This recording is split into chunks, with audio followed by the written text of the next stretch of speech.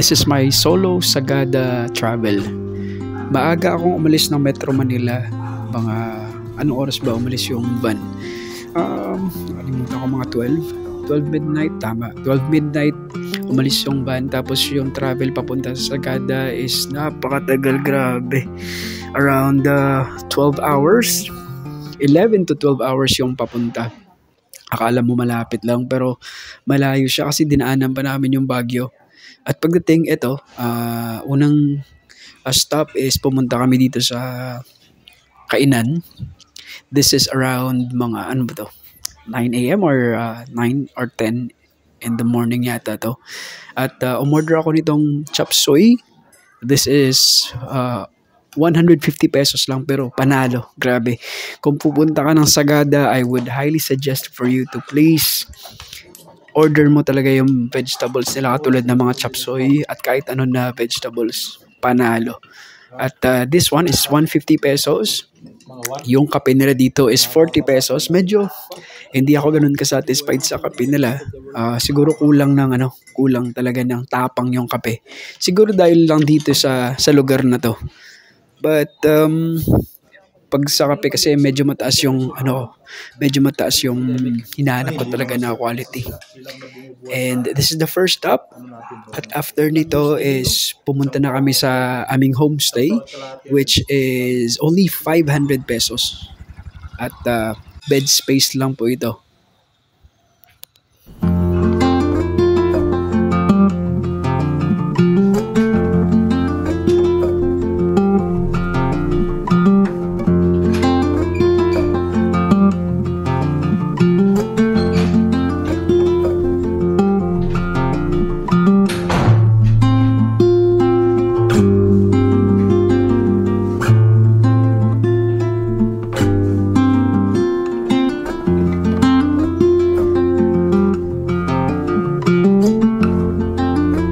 After kumain sa Sagada, nag-prepare na ako at konting pahinga. Ito yung homestay na nakuha ko. This is only 500 pesos.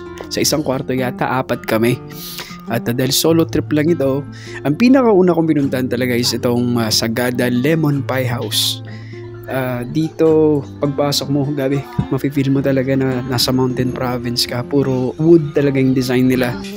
Tapos, yung pie nila dito is only 45 pesos. Ito yung konting tour sa The Lemon Pie House.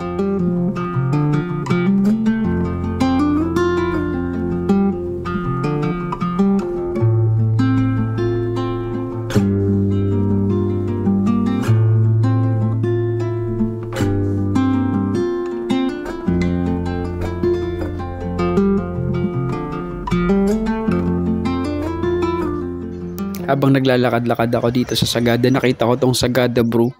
So, mukhang ayos yung lugar. Bumili lang ako dito ng cake kasi kanina nakapagkape na ako. So, tinake out ko tong cake nila. Yung mga ranges ng price nila dito is 160 to 280 talaga. Siguro para may taripa na siguro sila sa mga tourists. At ito yung pinakamaganda sa Sagada. Yung magmumuni-muni ka.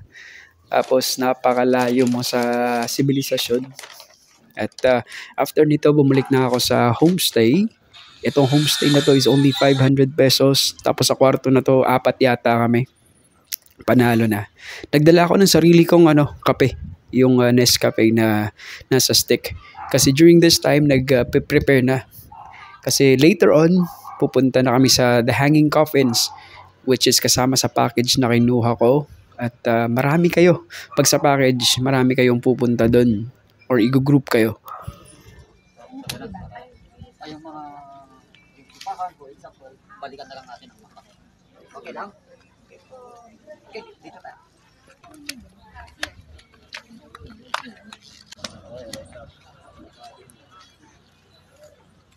Asama mo?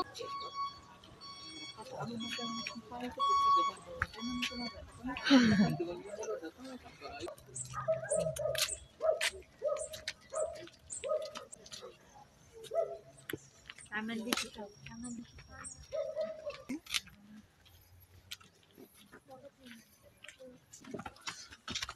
At ito, nakarating na nga kami sa first stop ng hike, which is isang sementeryo dito sa Sagada.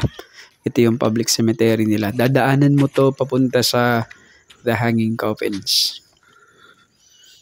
Makakatakot siguro dito pag gabi kasi parang wala pang mga kuryente dito. Pero napakalamig dito pa lang. Ito, mga time na to, anong oras ba to? Hapon na yata to. Mga past 2 to 3 p.m. And then, after niya, diretso hike ulit. At medyo, hindi naman ganun kalayo. Mga ilang oras pa. Mga balikan siguro 1 hour and a half or 2 hours yung balikan ng hike na to. At during this time, medyo napagod na yung mga paa ko. At saka ibang kasama, medyo nagpahinga na rin. Kasi nasa tuktok na kami dito ng mountain. Itong hike papunta sa The Hanging Coffins. At lahat dito nagpipicture-picture dito sa bato na to kasi maganda yung view. At ako naman, syempre gusto ko yung muni-muni. Hanap ako ng lugar kung saan pwede makapag video ng konti. At ito yung mga hinahanap ko talagang lugar. Tapos nakita namin may rappelling. Yun. Ito may bayad to pag gusto mo rappelling ba tawag dito? Tama. Oh, yan. Akitin mo yung bato na yan. Siguro 300 or 500 pesos. Pero hindi na ako nag-try kasi budget travel lang po tayo. And ito, video lang ako ng konti. Tapos, habang naglalakad, may mga dadaanan ko yung kuweba, katulad nito. Tapos, eto na yung The Hanging Coffins. Finally, nakarating na sa wakas, sa Sagada, The Hanging Coffins. Nakikita ko lang to dati sa libro ko, Sibika at Kultura nung elementary.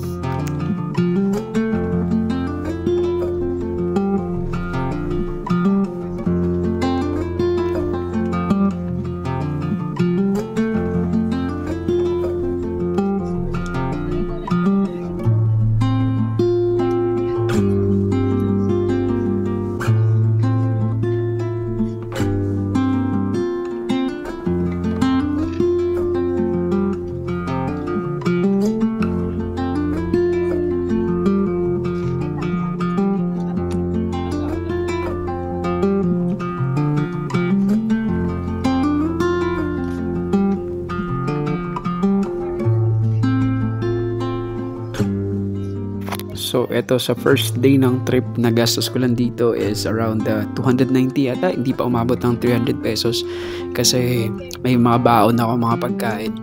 And I really wanted to make sure na magkapag-budget travel ako. So, this is the Sagada Part 1. Antayin nyo po at mag-upload tayo ng Part 2 soon. And please subscribe to this channel. This is a music channel, a food channel, a travel channel na rin. Thank you so much for watching and have a great life.